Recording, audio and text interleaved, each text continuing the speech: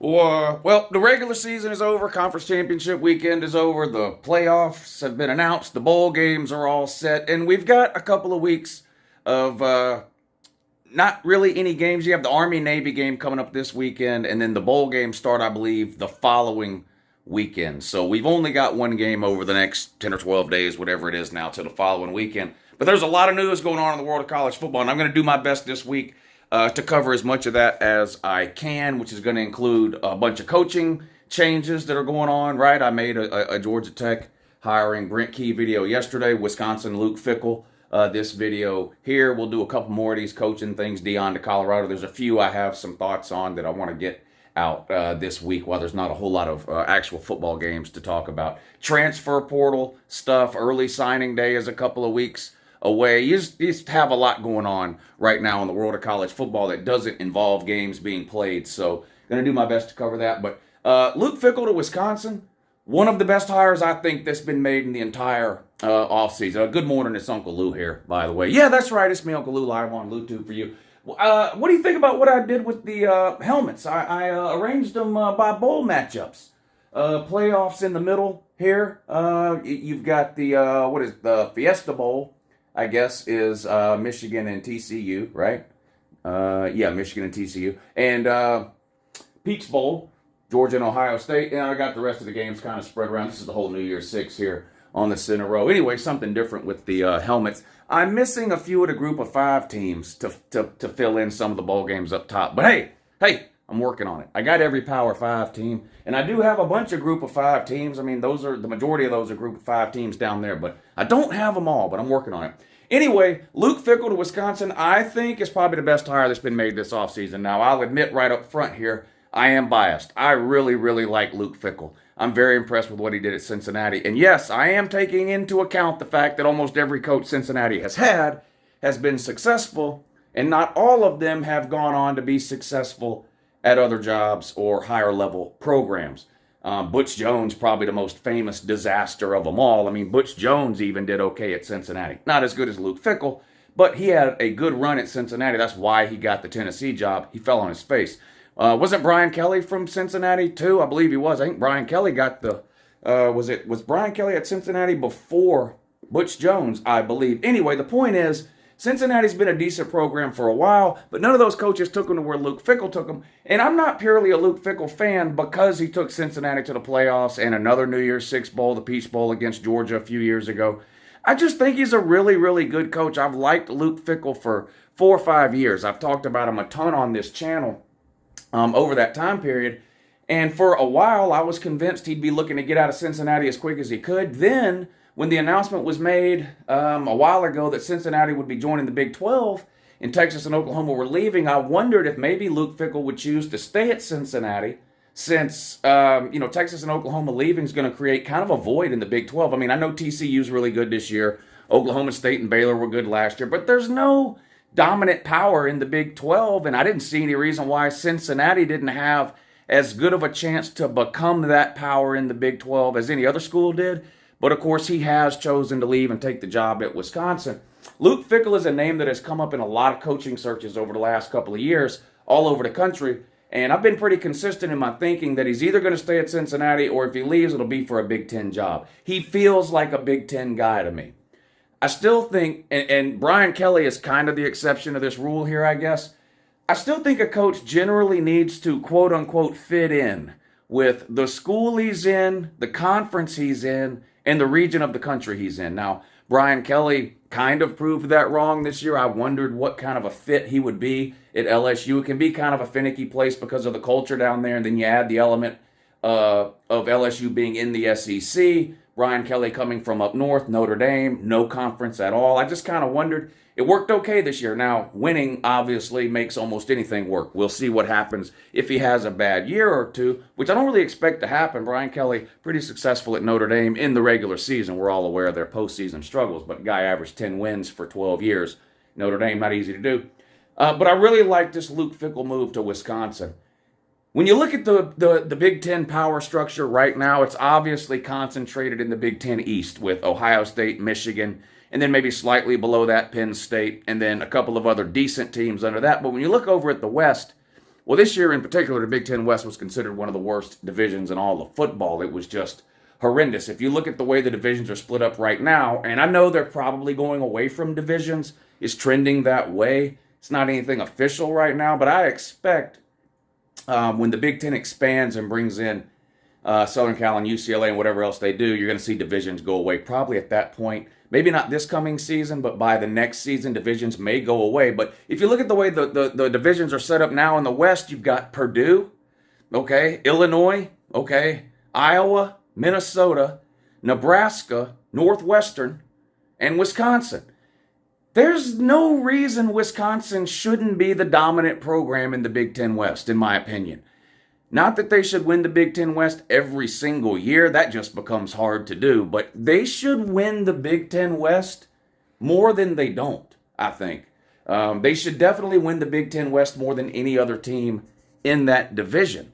When you look at teams like Purdue, Illinois, Northwestern, Minnesota, we've seen them have a good year here and there every 3 or 4 years. One of those teams will get to 9 or 10 wins, right?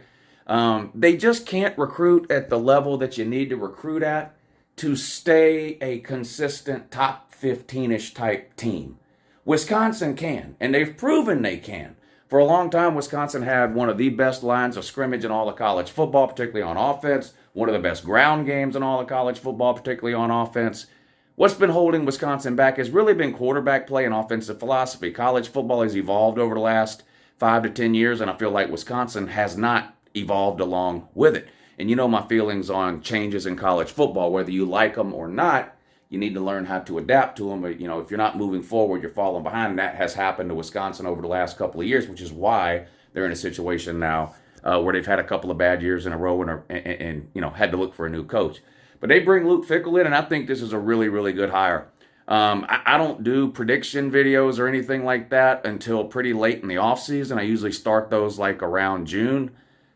I'll go out on a limb right now and pick Wisconsin to win the Big Ten West next year. When you look at the coaches in the Big Ten West even, Purdue's got Jeff Brom. Okay, he was a hot name 3 or 4 years ago. Now you never hear his name mentioned. They're an okay program. I know they won the division this year and played in the Big Ten title game, and congratulations. But again, that should be a spot that is pretty much secured for Wisconsin almost year in and year out. Purdue and Jeff Brom, a middling team at best. Illinois, Brett Bielema comes in. Had a good year this year. Ranked as high as the top 15 at one point. Really good defense. With Chase Thomas, is that his name? The running back they had. Again, when you look at a team like Illinois, they can have a good year every 4 or 5 years when the stars align. Maybe you get a veteran roster with 1 or 2 really talented, like transcendental players like they had with the running back. Maybe you have a really good unit like they had this year on defense. In my opinion, that's not something that's repeatable year over year at a place like Illinois because of the limitations they have with recruiting. Iowa, Kirk Ferentz, one of the most polarizing coaches in all of college football. Iowa is a weird spot to coach. I'm not sure how many people know this. They've only had 2 head coaches in the last 50 years. I forget the guy's name that was before Kirk Ferentz, but he was there for like 25 years. And now Kirk Ferentz has been there for like 20 years. And I'm not saying Kirk Ferentz should be fired or should not be fired or whatever, but all I have to do is mention the word Iowa, and you're all thinking the exact same thing right now. A decent defense creates a lot of turnovers, but your offense is lucky to get you 10 points a game. I mean, Iowa has become a running joke. You start talking about any Iowa game, well, if Iowa's going to win, the score is going to be 10-7 or 13-6 or 14-13. I mean, their offense just doesn't even exist. It's just horrific. And that's a situation there. That coaching situation there is kind of a mess because he's hired his son as offensive coordinator, and how do you fire your son? The fans are now sort of upset with Kirk Ferentz. They want kind of an ultimatum type deal. Either you get rid of your son or you got to go. So we'll see what happens with that. Kirk Ferentz might be the best coach in the Big Ten West, but again, it's Iowa, and it's kind of like, just because you've been somewhere for 20 or 25 years, I don't think that necessarily means you're a great coach. I mean, this is Iowa. They're happy to go 8-4 in most years, as long as, like most of the other teams in the Big Ten West, once every 4, 5, 6 years, they have that pop year where they win maybe 9 or 10 games and have a shot to win the division. But again, that's almost every team in the division. You can say the same thing. Minnesota, PJ Fleck, widely considered to be a great coach. But again, it's a situation where because of recruiting limitations at Minnesota, it really doesn't matter how good of a coach PJ Fleck is. The record is going to be what it is the majority of years because of the limited talent available on that roster.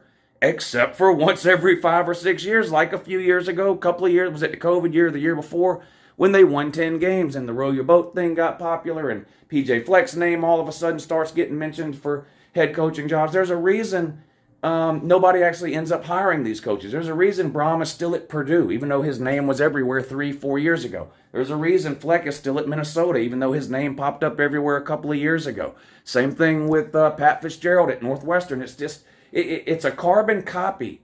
These teams are carbon copies. They're 6, 7 win teams.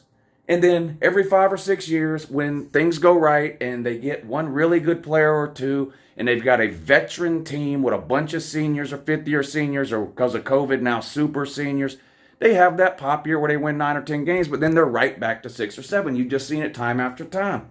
Nebraska. Nebraska, when you think about Nebraska overall as a program over the course of their history, we all know what they are. We can argue about blue blood and what that means, but Nebraska has had periods of time in their history where they have been a dominant program in the world of college football. There's been times where they've been the preeminent program in all of college football. Now, you got to go back to the 90s to find those times, and everybody is sort of sitting around and waiting and wondering if Nebraska can ever sort of get back to that. And I'm going to be honest with you, I'm not sure that they can. Geography plays a role here. I still think them leaving the Big 12 was a mistake for them individually as a program in terms of wins and losses and where they could go as a football program. I do think the Big 10 is a much more stable conference than the Big 12, so for the overall health in the long run of Nebraska football, it was probably a good move, but I think it's hurt them in recruiting. Nebraska has sort of developed a reputation. Well, it's not even a reputation, it's reality.